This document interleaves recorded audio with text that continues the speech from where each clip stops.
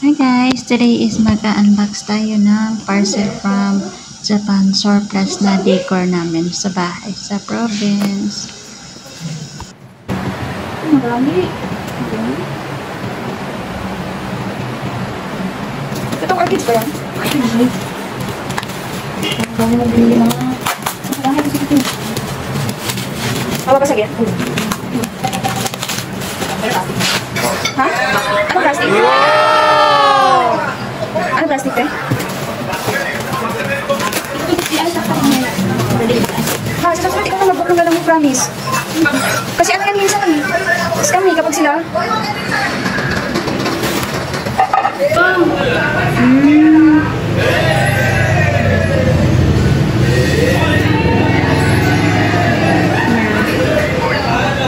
Diba? Tingnan mo, te. Kaway naman ang ano na ito. Pwede ay. Mabigat. Ha?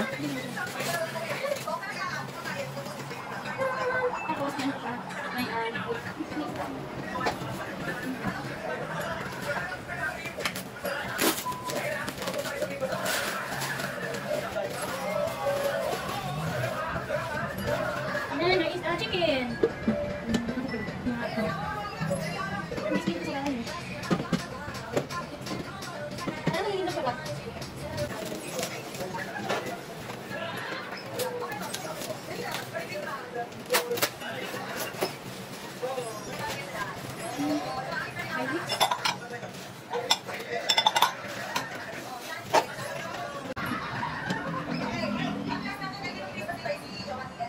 Ang saka yung plato.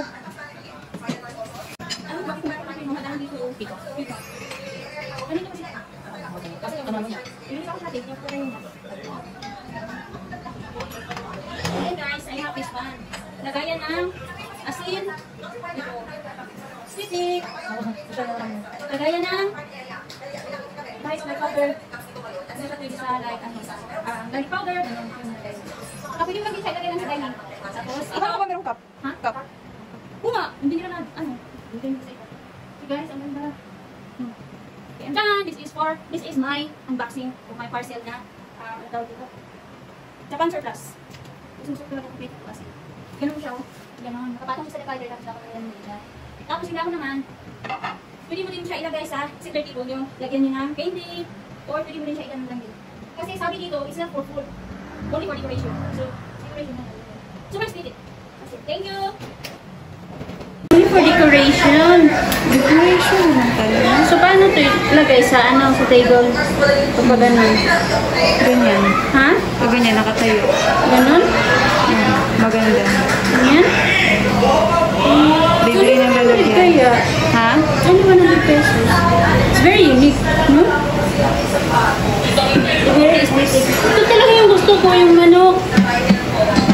Pwede lagyan ng pera. Oo, sa loob. Parang nangingit siya ng pera ba?